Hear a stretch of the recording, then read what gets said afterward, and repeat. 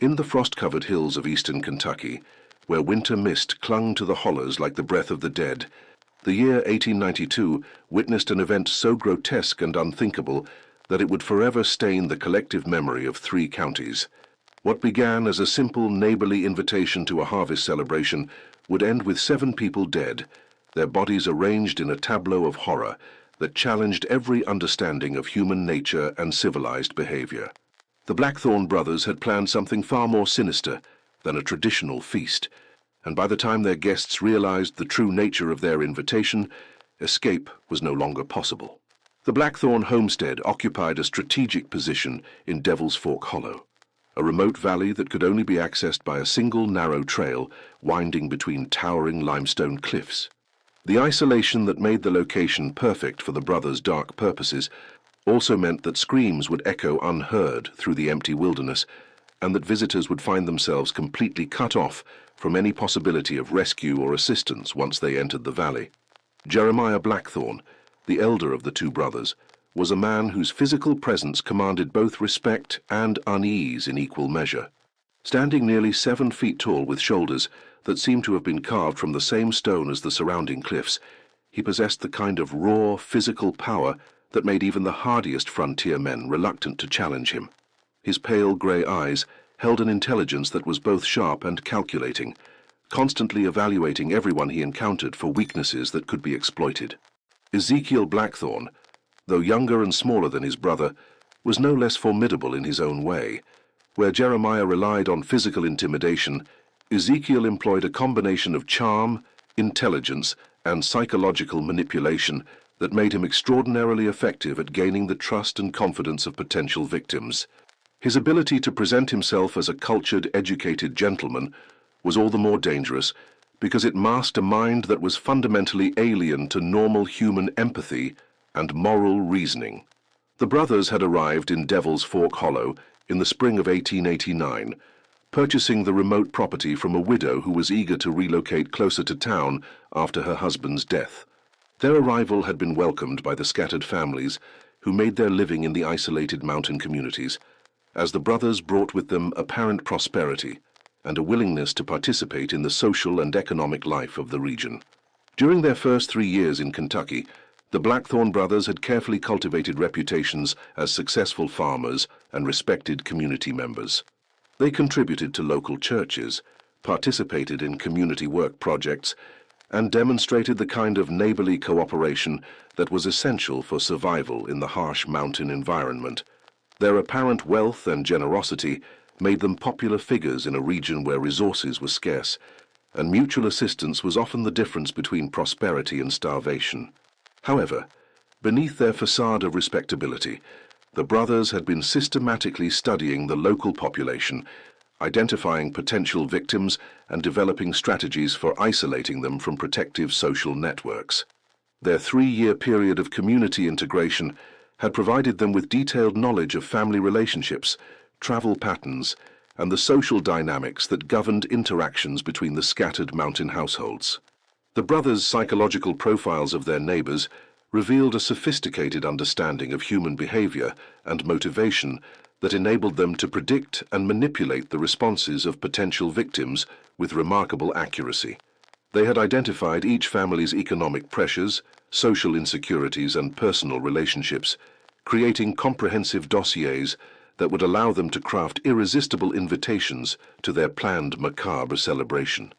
The selection of victims for what the brothers privately called their grand feast was conducted according to criteria that reflected both practical considerations and their own twisted psychological needs.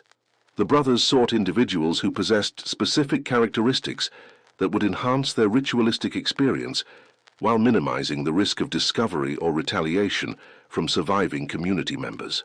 The invitation process began in early October 1892, when the brothers announced their intention to host a harvest celebration that would bring together representatives from all the families in their corner of the mountain region. The celebration was presented as a gesture of gratitude for the community's acceptance of the brothers and their desire to share their prosperity with neighbors who had shown them kindness during their establishment in the area.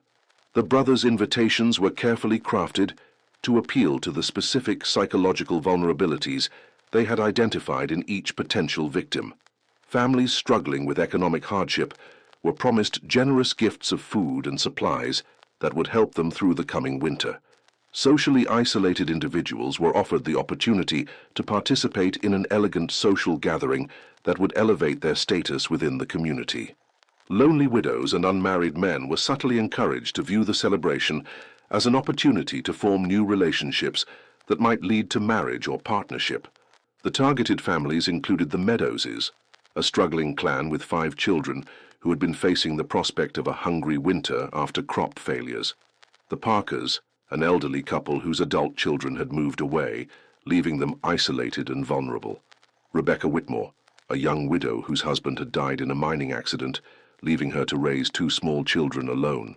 Thomas Ashford, a bachelor farmer whose reclusive nature had made him an outsider even within the small mountain. Community, and the Morrison family, recent arrivals from Virginia who had not yet established strong social connections in their new home. Each invitation was personalized to address the specific needs and desires that the brothers had identified through their careful observation and analysis. The Meadows family was promised enough preserved meat to last through the winter, along with offers of employment that could improve their long-term economic prospects. The Parkers were assured that the celebration would include other couples of their generation who shared their interests and experiences. Rebecca Whitmore was told that several eligible men would be attending who might prove suitable as potential husbands and stepfathers for her children. The brothers' manipulation extended beyond simple economic or social incentives to include psychological pressure tactics designed to make refusal of their invitation extremely difficult. They implied that declining to attend would be interpreted as a rejection of their friendship and generosity, potentially leading to social ostracism within the tight-knit mountain community. They also suggested that the celebration would include discussions of important community business that would affect all local families, making attendance seem like a civic responsibility rather than a social option. The manipulation was so skillfully executed that all of the targeted families accepted their invitations enthusiastically, viewing the Blackthorn celebration as an opportunity to strengthen their social connections and improve their economic circumstances.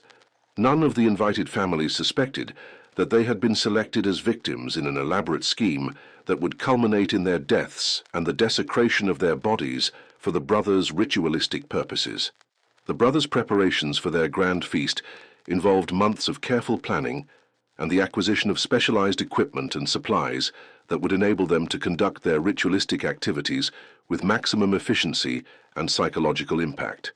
The main cabin was modified to include concealed restraining devices and observation points that would allow the brothers to control their victims while documenting their experiences for future reference.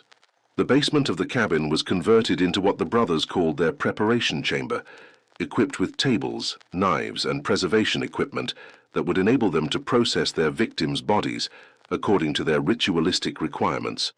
The chamber also included storage areas for the preserved remains and a detailed record-keeping system that would document each victim's characteristics and the brothers' evaluation of their suitability for various purposes. The brothers had also prepared a series of psychological torture techniques designed to maximize their victims' terror and desperation while providing the brothers with entertainment and psychological satisfaction. These techniques included elaborate scenarios of false hope and rescue that would be systematically destroyed, along with forced participation in activities that would compromise the victim's sense of dignity and self-worth. On November 15, 1892, the invited families began arriving at the Blackthorn homestead for what they believed would be a traditional harvest celebration.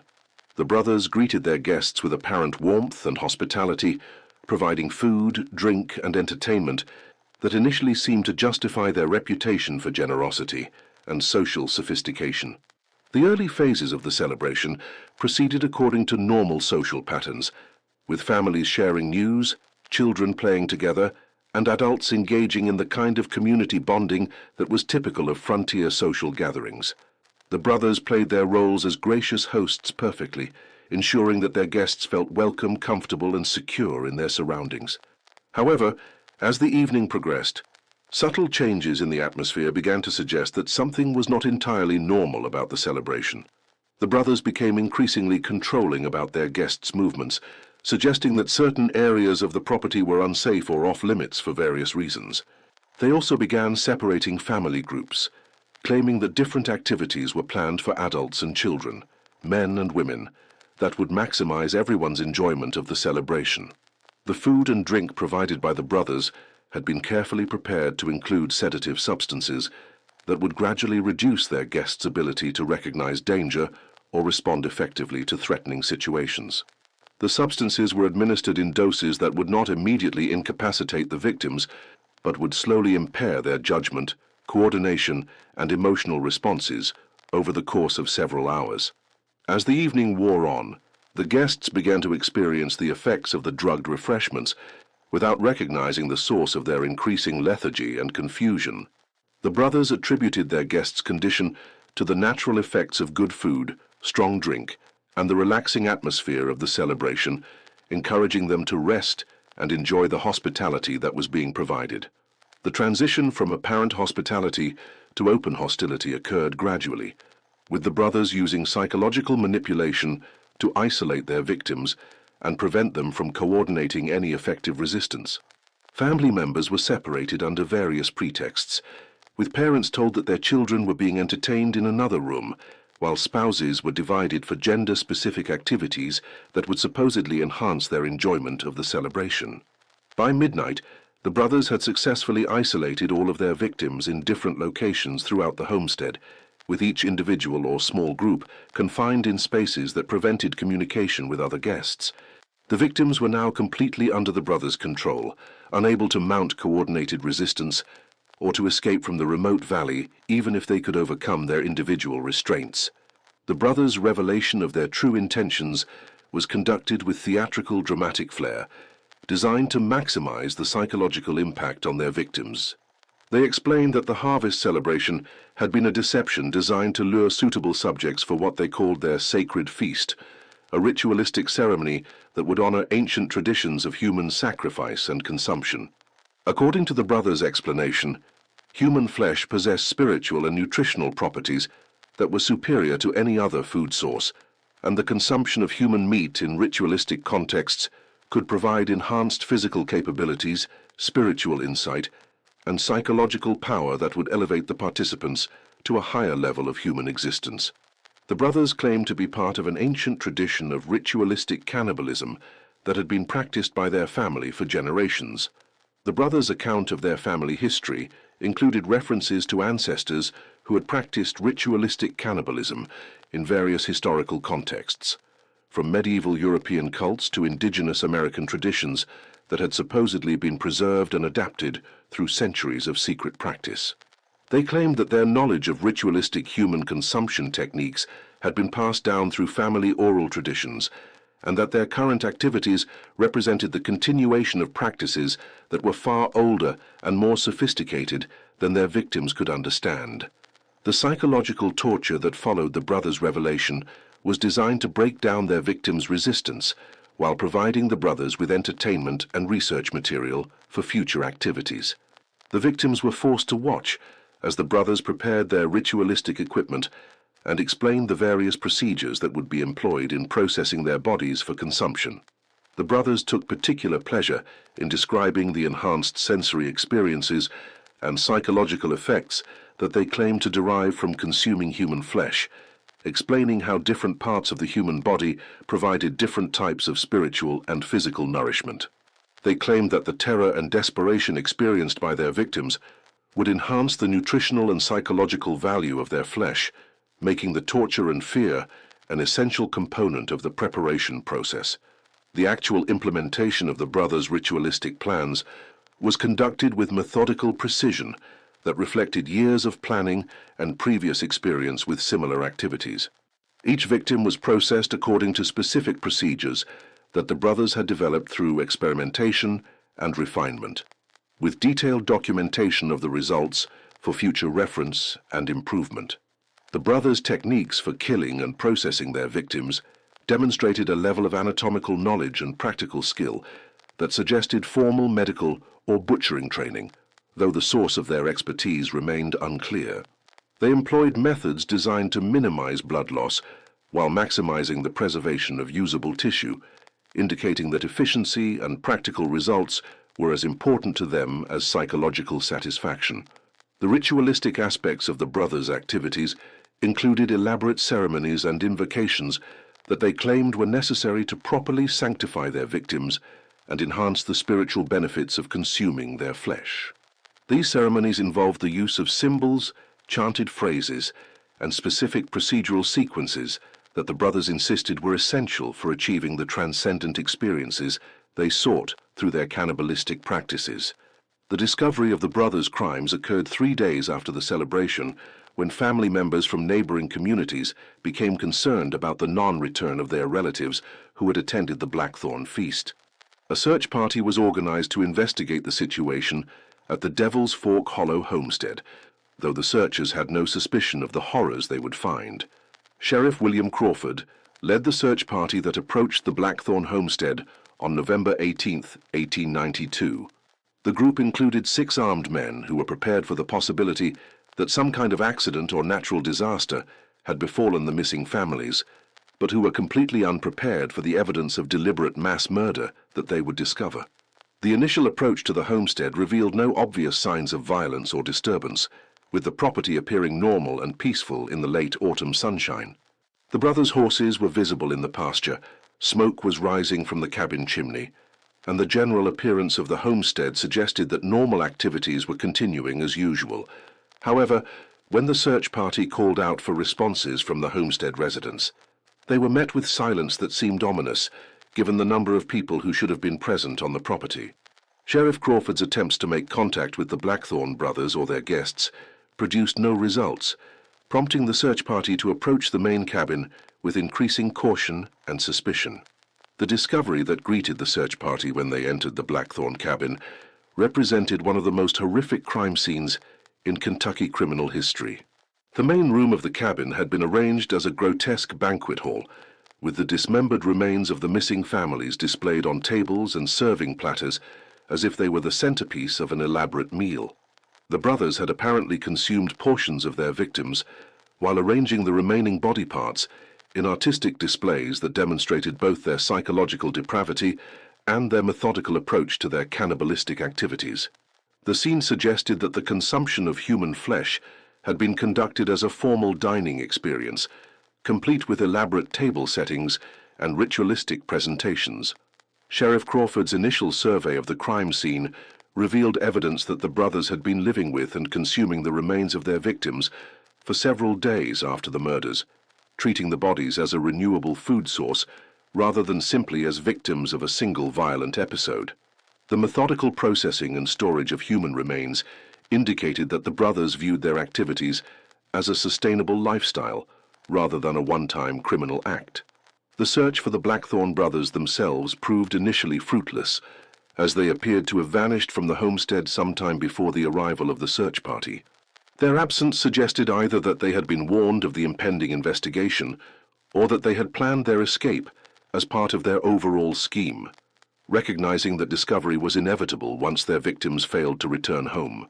However, the search party's investigation of the homestead's outbuildings revealed that the brothers had not actually fled, but had instead concealed themselves in a hidden underground chamber that they had apparently prepared as a refuge in case of discovery. The chamber was accessed through a concealed entrance in the barn and contained supplies sufficient to sustain the brothers for several weeks while they waited for the initial investigation to conclude. The brothers' capture was accomplished only after an extensive search that revealed the entrance to their underground hiding place. When confronted by the armed search party, the brothers offered no resistance and seemed almost relieved that their activities had finally been discovered. Their behavior suggested that the psychological strain of maintaining their deception while conducting their cannibalistic activities had become overwhelming, making capture preferable to continued concealment. Jeremiah Blackthorn's response to capture was characterized by defiant pride in his activities and apparent satisfaction with the results of his grand feast. He provided detailed explanations of his methods and motivations, describing his cannibalistic practices as superior forms of nutrition and spiritual development, that represented evolution beyond conventional human limitations. His lack of remorse or recognition of wrongdoing suggested a complete disconnection from normal human moral reasoning. Ezekiel Blackthorn's reaction to discovery was markedly different from his brothers, showing signs of psychological breakdown and desperate attempts to rationalize their activities as necessary responses to circumstances beyond their control. His explanations included claims that their victims had somehow consented to their fate, or that the brothers had been compelled by supernatural forces that they could not resist. The investigation that followed the brothers' capture revealed evidence that their Kentucky activities represented only the most recent phase of a much longer career of cannibalistic predation that had spanned multiple states and possibly decades. Hidden documents found in their underground chamber included detailed records of previous victims and locations where they had conducted similar activities. The brothers' records indicated that they had been refining their techniques and expanding their operations over a period of many years, with each series of murders providing them with experience and knowledge that enhanced their effectiveness in subsequent activities. The methodical nature of their documentation suggested that they viewed their cannibalistic practices as a form of research and development rather than simply as criminal behavior. Dr. Elizabeth Morrison, a physician from Lexington, who was called in to examine the crime scene and the brothers' methods, provided crucial insights into the psychological and practical aspects of their activities. Dr. Morrison's analysis revealed that the brothers possessed sophisticated knowledge of human anatomy and food preservation techniques that enabled them to maximize the utility and longevity of their victims' remains. Dr. Morrison's examination of the preserved human flesh found in the brothers' storage areas revealed that they had developed advanced techniques for processing and storing human meat that were superior to conventional methods used for animal products. The preserved flesh showed no signs of spoilage, despite having been stored for several days without refrigeration, indicating that the brothers had discovered or developed preservation methods that were remarkably effective. The psychological evaluation of the brothers conducted by Dr. Morrison and other specialists revealed personality profiles that were consistent with extreme antisocial disorders, but which also included features that were unusual even among the most violent criminal populations. Both brothers displayed intelligence levels that were significantly above average, combined with complete absence of empathy for their victims and genuine belief that their cannibalistic practices were beneficial rather than harmful.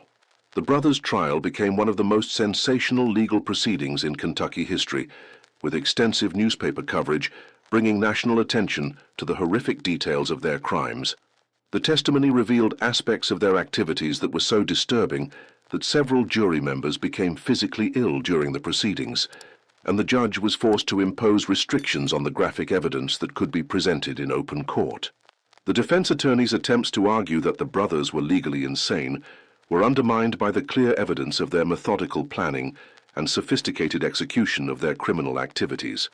The brothers' detailed documentation of their methods and their ability to maintain their deception for years demonstrated that they possessed the cognitive capabilities necessary for legal responsibility for their actions.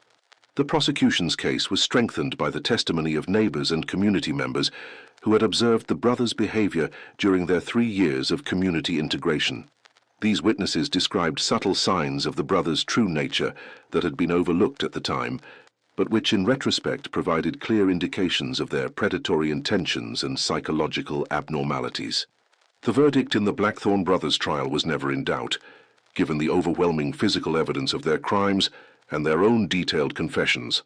Both brothers were sentenced to death by hanging, with the execution scheduled to take place as soon as the legal appeals process could be completed. However, the brothers' execution would ultimately be prevented by circumstances that were as bizarre as their original crimes.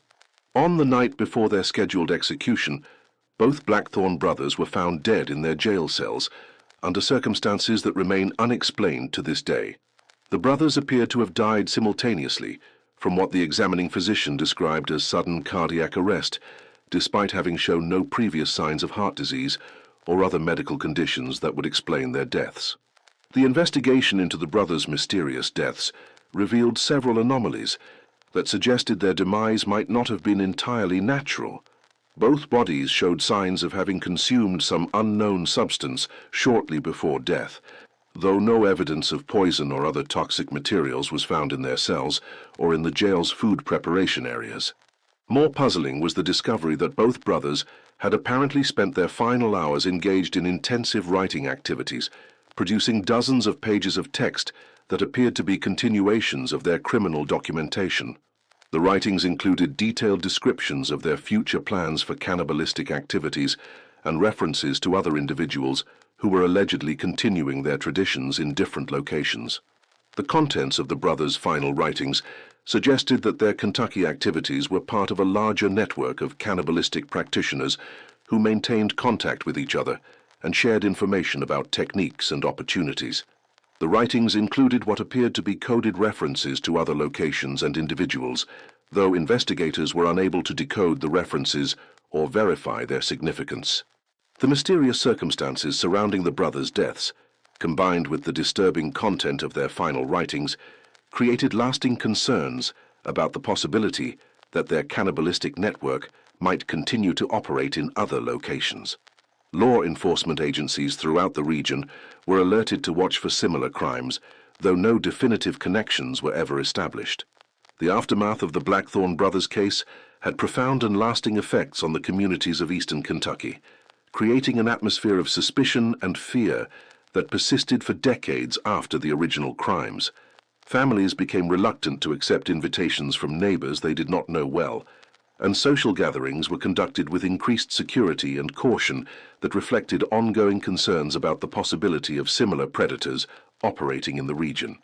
The case also prompted significant changes in law enforcement procedures and criminal investigation methods throughout Kentucky and neighboring states. The brothers' ability to operate undetected for years while maintaining respected positions in their community highlighted the need for more sophisticated methods of identifying and monitoring potential threats to public safety. The psychological and criminological implications of the Blackthorn case continue to be studied by researchers interested in understanding the development of extreme antisocial behavior and the factors that enable individuals to commit systematic violent crimes over extended periods. The brothers' combination of intelligence, social skills, and complete moral disconnection represents a particularly dangerous form of criminal personality that remains relevant to contemporary concerns about predatory behavior. The physical evidence of the brothers' crimes was eventually destroyed by order of the court, as officials determined that preserving the materials would serve no useful purpose while potentially creating ongoing trauma for the victims' families and the broader community. However, detailed photographic documentation and written records were preserved in state archives for use by law enforcement and academic researchers. The Blackthorn homestead itself was abandoned immediately after the discovery of the crimes and was eventually destroyed by fire under circumstances that were never fully explained. Local residents reported seeing lights and hearing sounds from the empty property for months after the brothers' deaths, though these reports were generally attributed to natural phenomena and the heightened anxieties created by the shocking crimes. The legacy of the Blackthorn brothers' macabre feast serves as a permanent reminder of the potential for human behavior to descend into depths of depravity that challenge our most fundamental assumptions about civilization and moral development. Their case demonstrates that the capacity for extreme evil can exist within apparently normal individuals who are capable of maintaining sophisticated deceptions while planning and executing horrific crimes against their neighbors and friends. In the hills of eastern Kentucky, where winter mist still clings to the hollows and the forests hold their ancient secrets, the memory of the Blackthorn brothers continues to cast a shadow over the collective consciousness of the region. Their story serves as both a historical curiosity and a cautionary tale about the importance of maintaining vigilance against the potential for evil that may be hidden behind masks of respectability and social acceptance. The feast that was meant to celebrate harvest abundance became instead a commemoration of human darkness, leaving behind questions about the nature of evil that may never be fully answered or understood. The investigation into the Blackthorn brothers' mysterious deaths took an unexpected turn when Dr. Samuel Hutchinson, a specialist in forensic medicine from the University of Louisville, was called in to conduct more detailed examinations of their bodies. Dr. Hutchinson's background included extensive study of toxicology and unusual causes of death, making him uniquely qualified to investigate the circumstances surrounding the brothers' simultaneous demise. Dr. Hutchinson's examination revealed several anomalies that had been missed during the initial autopsy procedures. Both brothers showed evidence of having consumed large quantities of an unknown plant-based substance in the hours before their deaths, though the specific botanical source could not be identified using available analytical techniques. The substance appeared to have properties that were both psychoactive and potentially lethal in sufficient concentrations. More puzzling was the discovery that both brothers had apparently engaged in extensive ritual scarification of their own bodies during their final night in custody, using improvised cutting implements to carve intricate symbols into their skin. The symbols were similar to those found in their criminal documentation, but appeared to represent a more advanced or completed version of the symbolic system they had been developing. The scarification pattern suggested that the brothers had been following some form of ritualistic protocol that required specific physical modifications as part of their spiritual or psychological practices. The precision and complexity of the symbols indicated that the brothers had been planning this final ritual for some time, possibly as a means of achieving what they believed would be transcendence or transformation through death. Dr. Hutchinson's analysis of the brothers' final writings revealed additional layers of meaning that had not been apparent during the initial investigation. The texts contained references to astronomical events, seasonal cycles, and geographic locations that suggested the brothers had been following a complex calendar system that governed their cannibalistic activities and spiritual practices. The calendar system appeared to be based on a combination of lunar phases, seasonal transitions, and specific geographical features that created what the brothers believed were optimal conditions for their ritualistic activities. The timing of their grand feast had apparently been calculated according to this system, with the November date chosen to coincide with what they described as a period of maximum spiritual potency. The brothers' writings also contained detailed instructions for other practitioners who might wish to continue their work, including specific procedures for selecting victims, preparing ritualistic materials, and conducting the ceremonial aspects of cannibalistic consumption. These instructions were written in a mixture of English and symbolic notation that suggested the brothers had developed their own formal methodology for training potential successors. Dr. Hutchinson's research into the botanical aspects of the brothers' final ritual led him to consult with Professor Margaret Thornfield, a specialist in Appalachian folk medicine and traditional plant usage.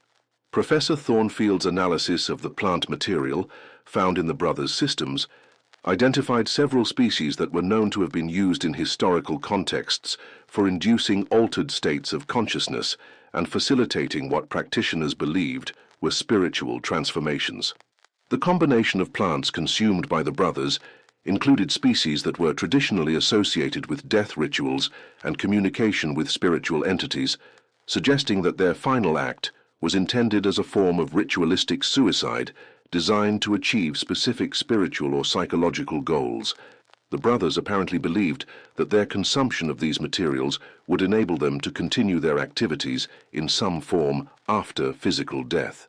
Professor Thornfield's research also revealed that the symbolic systems used by the brothers had historical precedents in various folk traditions throughout Appalachia and other regions of the southeastern United States. The symbols appeared to be derived from a mixture of indigenous American, European folk magic, and African spiritual traditions that had been synthesized into a unique system suited to the brothers' specific practices and beliefs. The discovery of these historical connections prompted an expanded investigation into similar ritualistic activities that might have occurred in other locations throughout the region.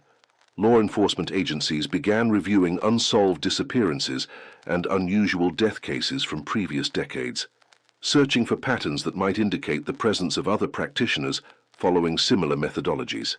This expanded investigation revealed several cases that showed suspicious similarities to the Blackthorn brothers' activities, including disappearances of entire families, discoveries of human remains in remote locations, and reports of unusual ritualistic activities in isolated mountain communities. The pattern suggested that the brothers' practices might have been part of a broader tradition that had been operating in the region for much longer than initially suspected. The most significant discovery came when investigators located a hidden cache of documents in an abandoned cabin near the Virginia border. The cache contained materials that appeared to be instructional guides for cannibalistic rituals, along with correspondence between various individuals who were apparently practicing similar activities in different locations throughout Appalachia. The correspondence revealed the existence of a loosely organized network of cannibalistic practitioners who maintained contact through coded messages and shared information about techniques, locations, and potential victims. The network appeared to have been operating for several decades, with members periodically gathering for group rituals and collaborative activities that enhance their individual practices. The network's organizational structure was decentralized and security-conscious, with members using assumed names, coded communications, and carefully planned meeting procedures that minimized the risk of detection by law enforcement agencies. The system enabled practitioners to share knowledge and resources while maintaining operational security that had allowed the network to function undetected for years. Dr. Hutchinson's investigation also revealed that the Blackthorn brothers had been among the more sophisticated and successful practitioners within this network, with their Kentucky activities representing a culmination of years of experience and refinement of their techniques. Their detailed documentation and methodical approaches had made them valuable resources for other network members seeking to improve their own practices. The brothers' final writings included references to a planned Great Convergence that would bring together network members from across the region for a massive ritualistic celebration that would supposedly enable them to achieve collective transcendence through coordinated cannibalistic activities. The event was apparently scheduled to occur at a specific location during particular astronomical conditions that the network believed would maximize the spiritual benefits of their practices. The location designated for the Great Convergence was identified as a remote valley in the Cumberland Mountains that possessed specific geographical features the network considered essential for their most advanced ritualistic activities. The site included natural cave systems, elevated ceremonial areas, and water sources that were believed to enhance the spiritual potency of cannibalistic rituals conducted there. Law enforcement agencies organized a massive operation to locate and surveil the designated convergence site, hoping to intercept network members when they gathered for their planned celebration. The operation involved federal marshals, state police, and military personnel equipped with the latest communication and surveillance technologies available in the 1890s. However, when the law enforcement teams reached the convergence site on the designated date, they found no evidence of recent human activity.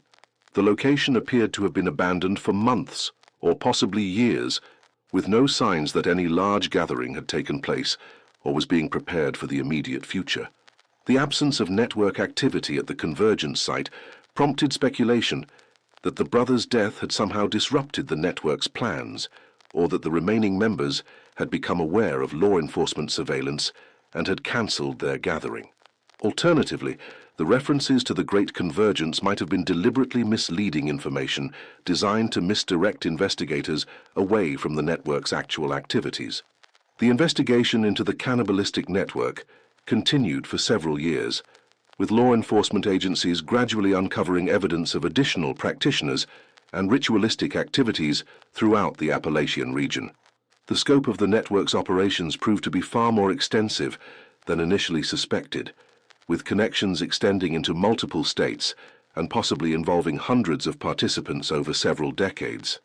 The network's recruitment methods were revealed to be highly sophisticated, involving careful identification and grooming of potential members who possessed specific psychological characteristics and life circumstances that made them suitable for cannibalistic practices.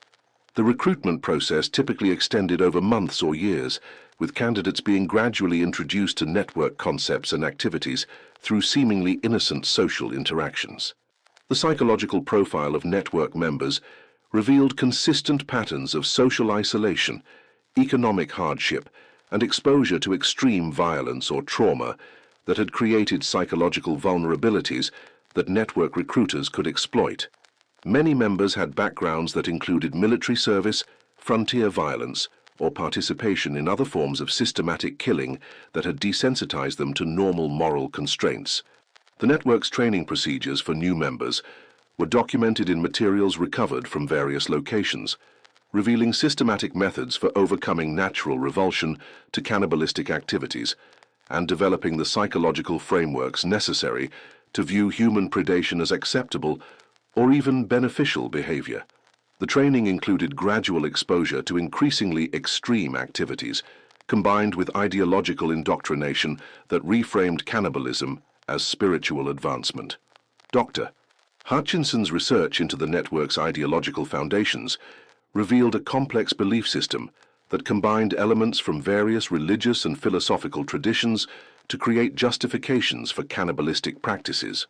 The belief system portrayed human flesh consumption as a method of achieving spiritual purification, enhanced physical capabilities, and direct communication with supernatural entities. The network's practitioners believed that consuming human flesh from victims who had been properly prepared through ritualistic procedures could transfer the victim's life essence, knowledge, and spiritual power to the consumers. This belief system provided powerful psychological motivation for continued participation in cannibalistic activities, while creating frameworks for rationalizing the selection and treatment of victims. The ritualistic aspects of the network's activities were revealed to be far more elaborate and sophisticated than the Blackthorn brothers' Kentucky operations had suggested. Advanced practitioners conducted ceremonies that could extend over several days, involving multiple participants and complex procedures, designed to maximize the spiritual and psychological benefits of human flesh consumption. These advanced rituals included specific procedures for preparing victims through psychological manipulation, physical conditioning, and spiritual purification processes that were believed to enhance the quality and potency of their flesh. The procedures were designed to create optimal conditions for transferring the victim's life essence to the network members who would ultimately consume them. The network's most advanced practitioners were believed to have achieved supernatural capabilities through their cannibalistic activities, including enhanced physical strength, psychic abilities, and extended lifespans that enabled them to accumulate decades of experience and knowledge. These advanced practitioners served as leaders and teachers within the network, providing guidance and instruction to less experienced members. The investigation revealed that several prominent community leaders and respected citizens throughout the Appalachian region had been secret network members, using their social positions to identify potential victims and to protect network activities from law enforcement scrutiny. The infiltration of local power structures by network members explained how the organization had been able to operate undetected for so many years. The network's influence extended into law enforcement agencies themselves, with several officers and officials being identified as probable network members or sympathizers. This infiltration had enabled the network to receive advance warning of investigations and to manipulate evidence and witness testimony to protect their activities from exposure. The discovery of network infiltration in law enforcement agencies prompted a comprehensive review of personnel and procedures throughout the region, resulting in the removal of several officials and the implementation of new security measures designed to prevent future infiltration by criminal organizations. However, the extent of network influence made it difficult to determine the full scope of the problem or to ensure complete elimination of their presence. The psychological trauma experienced by law enforcement personnel who investigated the network's activities was severe and lasting, with many officers requiring medical treatment for depression, anxiety, and other stress-related conditions. The exposure to extreme violence and systematic human predation challenged the fundamental assumptions about human nature that enabled normal psychological functioning in civilized society. The broader social impact of the network revelations extended far beyond the immediate communities where their activities had been discovered. News coverage of the investigations created widespread fear and suspicion throughout the southeastern United States as people became concerned about the possibility that similar networks might be operating in their own regions. The economic impact of the revelations was significant, as tourism and business activity in affected areas declined dramatically due to safety concerns and negative publicity. Communities that had been associated with network activities struggled to rebuild their reputations and restore confidence among visitors and potential residents. The religious implications of the network's activities were profound, as their practices represented a direct challenge to Christian values and civilized moral standards. Churches throughout the region organized special services and educational programs designed to counter the ideological influences of the cannibalistic network and to reassure community members about the fundamental goodness of human nature.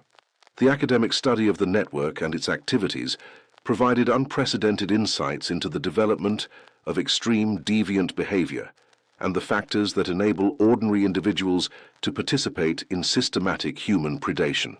The case became a foundational study in the emerging field of criminal psychology and contributed to the development of new theories about the nature of evil and moral development. The legal precedents established during the prosecution of network members influenced criminal law throughout the United States, particularly in areas related to conspiracy charges, evidence handling, and the prosecution of ritualistic crimes. The cases demonstrated the need for specialized legal procedures and expertise when dealing with organized criminal activities that involved extreme psychological and cultural elements. The long-term law enforcement impact of the network investigations led to the development of specialized units trained to identify and combat organized criminal activities that involved ritualistic or ideological elements. These units became models for similar organizations in other regions and contributed to the evolution of modern criminal investigation methods. The network's ultimate fate remained largely unknown, as most members successfully evaded capture and presumably continued their activities in other locations or under different organizational structures.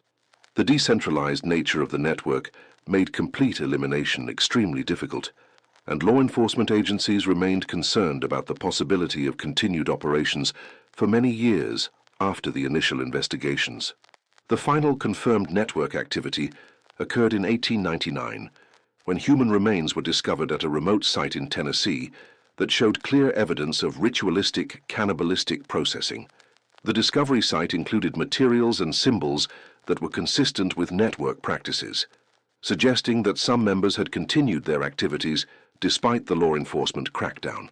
The Tennessee discovery prompted a final major investigation that involved federal agencies and military personnel, but no network members were apprehended and no additional evidence of ongoing activities was found. The investigation was eventually suspended due to lack of results and the allocation of resources to other priorities, leaving the network's final disposition unknown. Modern researchers who have studied the network's activities and documentation have identified several cases of unexplained disappearances and unusual discoveries that might be connected to continued network operations throughout the 20th century. However, the evidence remains inconclusive, and the network's current status, if any, remains a matter of speculation. The legacy of the Blackthorn brothers and their cannibalistic network continues to influence law enforcement, academic research, and popular culture more than a century after their original crimes were discovered. Their case represents one of the most extensively documented examples of organized cannibalistic activity in American history and provides unique insights into the development and operation of extreme criminal organizations. The psychological and social factors that enabled the network's development remain relevant to contemporary concerns about the emergence of extreme ideological groups and the potential for ordinary individuals to participate in systematic violence against their fellow citizens. The case serves as a warning about the importance of maintaining social cohesion and moral education as defenses against the development of predatory subcultures. In the remote hollows and hidden valleys of eastern Kentucky, local residents continue to report unusual discoveries and strange occurrences that some believe might be connected to the continued presence of network survivors or their descendants. Whether these reports represent genuine threats or simply the lasting psychological impact of the original revelations, they serve as reminders that the capacity for extreme evil may never be completely eliminated from human society. The Blackthorn brothers' macabre feast ultimately became more than a single incident of criminal violence, evolving into a symbol of the potential for human behavior to descend into depths of depravity that challenge our most fundamental assumptions about civilization and moral development. Their story continues to serve both as historical documentation of actual events and as a cautionary tale about the eternal vigilance required to maintain the values and institutions that protect society from its own darkest impulses. The academic study of the Blackthorn case and its related network activities expanded significantly in the early 20th century, when Professor Cornelius Blackwood of Harvard University began a comprehensive analysis of what he termed organized ritualistic deviance in frontier societies. Professor Blackwood's research represented the first systematic attempt to understand the sociological and anthropological factors that had enabled the development of the cannibalistic network in Appalachian communities. Professor Blackwood's methodology involved extensive field research in the affected regions, including interviews with surviving community members, analysis of recovered network documents, and comparison with similar phenomena reported from other isolated populations around the world. His research revealed that the Appalachian cannibalistic network shared significant characteristics with ritualistic practices documented among various historical and contemporary cultures that had developed under similar conditions of isolation and resource scarcity. The comparative analysis revealed that cannibalistic practices had emerged independently in numerous isolated communities throughout human history, typically developing as responses to extreme environmental pressures or cultural disruptions that challenged traditional survival strategies. However, the Appalachian network was unique in its level of organization, its integration with mainstream society, and its systematic approach to recruitment and expansion. Professor Blackwood's research identified several key factors that had contributed to the network's development and success in the Appalachian region. The mountainous terrain provided ideal conditions for concealment and isolation, while the scattered settlement patterns made coordinated law enforcement extremely difficult. The region's history of violence and self-reliance had created cultural attitudes that were tolerant of extreme measures for survival, making recruitment of potential network members more feasible than in more settled regions. The economic pressures faced by mountain communities during the late 19th century had created widespread desperation that made individuals more susceptible to alternative survival strategies, even those that violated fundamental moral principles. The network's ability to provide material benefits to members through their predatory activities offered genuine improvements in living standards that helped overcome moral objections to their practices. Professor Blackwood's analysis also revealed that the network had developed sophisticated psychological techniques for overcoming the natural human revulsion to cannibalistic activities. These techniques included gradual desensitization procedures, ideological frameworks that reframed cannibalism as beneficial or necessary, and social reinforcement systems that provided emotional support for members who might otherwise have been overwhelmed by guilt or revulsion. The network's recruitment strategies were revealed to be particularly sophisticated, involving careful psychological profiling of potential candidates and systematic approaches designed to identify individuals who possessed the personality characteristics necessary for successful adaptation to cannibalistic practices. The recruitment process typically began with assessment of candidates' responses to discussions of violence, their attitudes toward conventional moral systems, and their susceptibility to alternative ideological frameworks.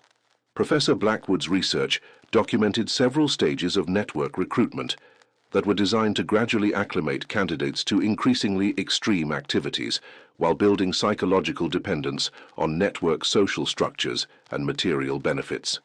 The initial stages involve participation in conventional illegal activities, such as theft or smuggling, that established criminal complicity while testing candidates' willingness to violate social norms. Later stages included exposure to violence against animals and eventually humans, with candidates being required to participate in increasingly extreme activities as demonstrations of commitment to network values and practices. The final stages involved direct participation in cannibalistic activities, after which candidates were considered fully initiated members who could not return to conventional society without facing prosecution for their crimes.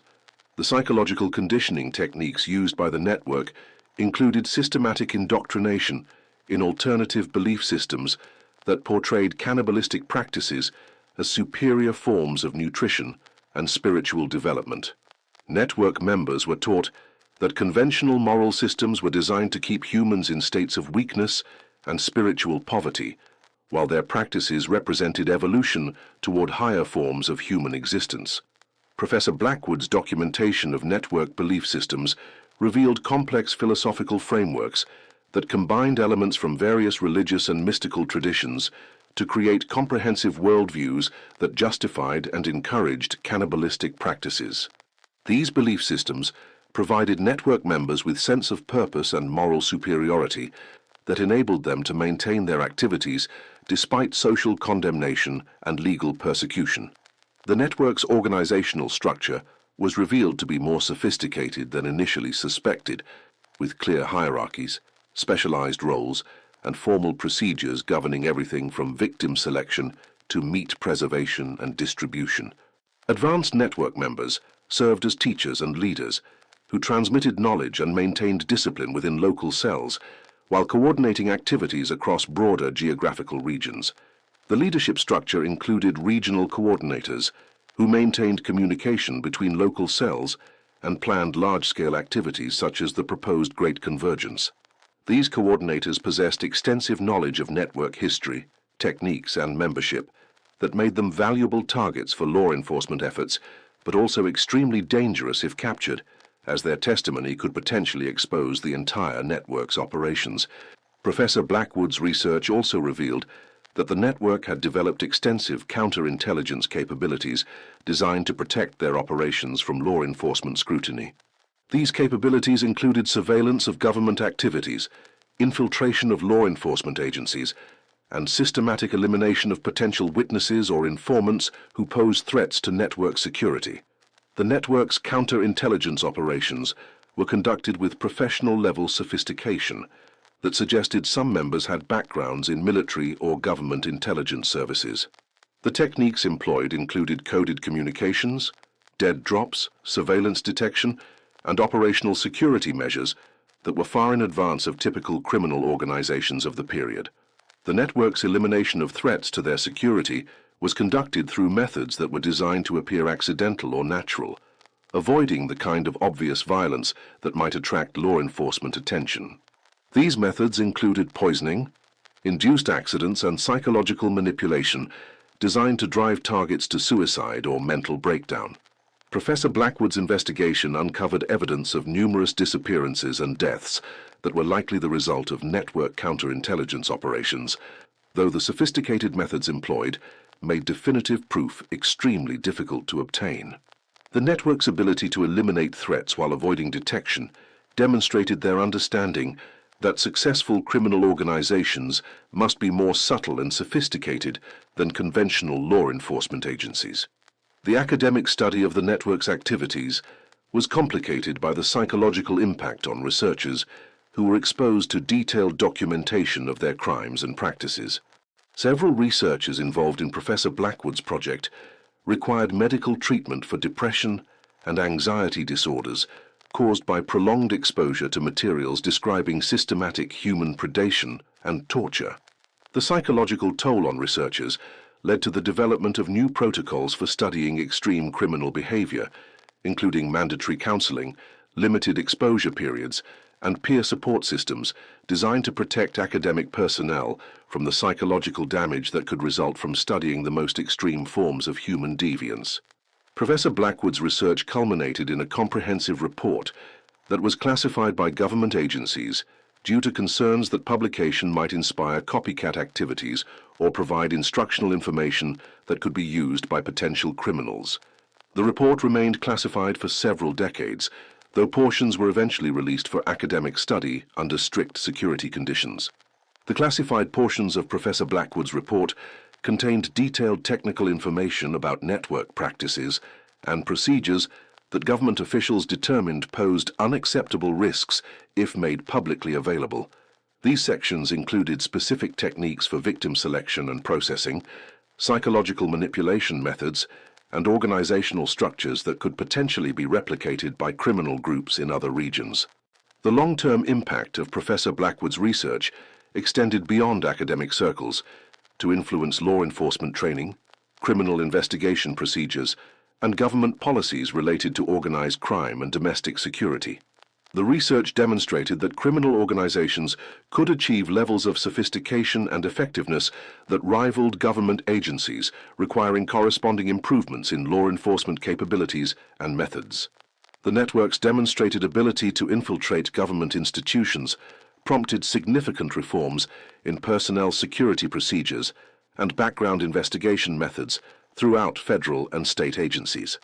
The reforms were designed to identify potential security risks and prevent the kind of infiltration that had enabled the network to operate undetected for so many years.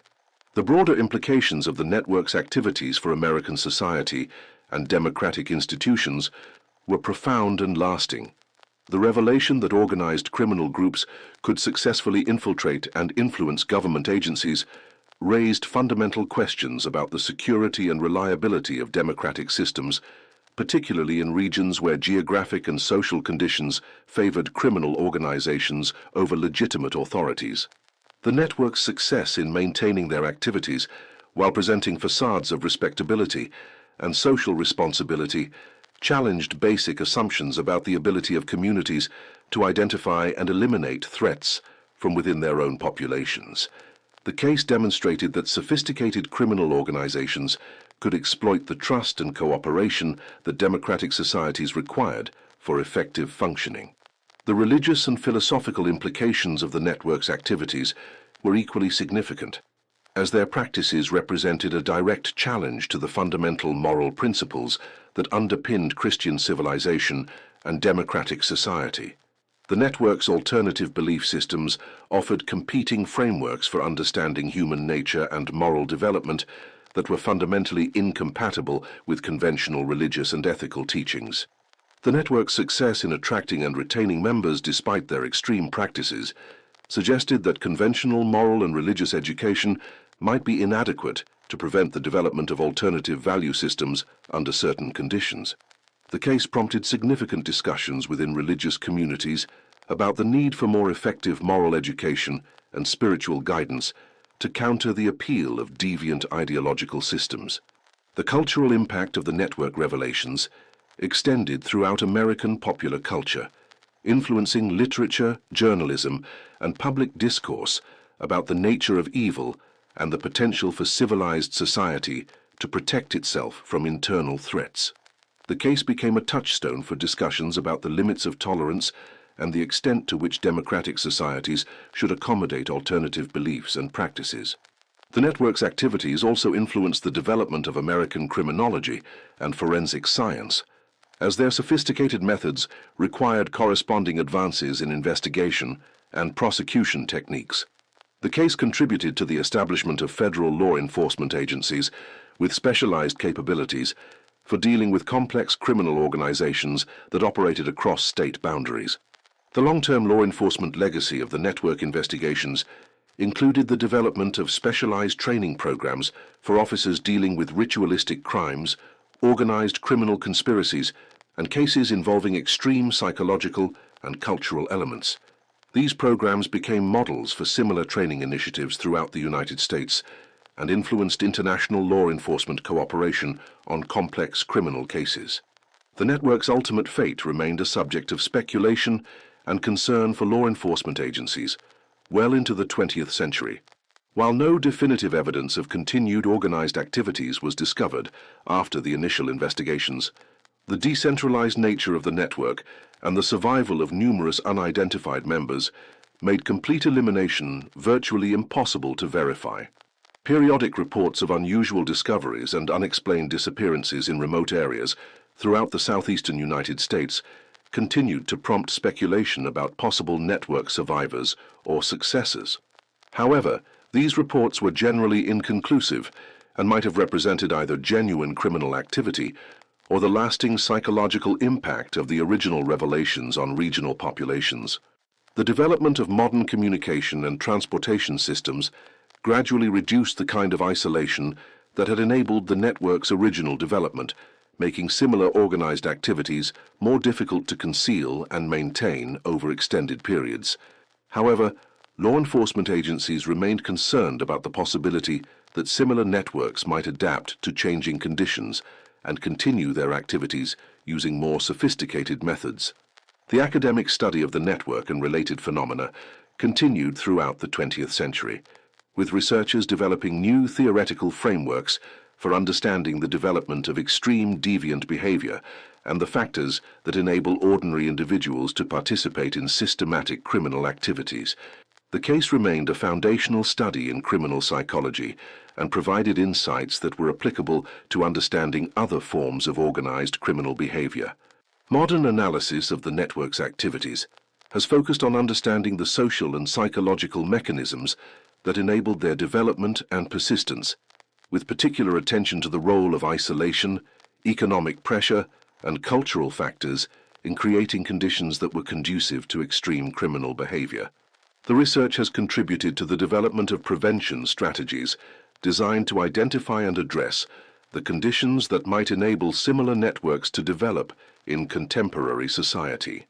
The technological advances of the modern era have provided new tools for studying historical criminal cases, including DNA analysis, computer modeling, and advanced forensic techniques that have enabled researchers to gather additional information about network activities and their impact on affected communities. These technologies have confirmed many aspects of the original investigations while revealing new details about the scope and sophistication of network operations.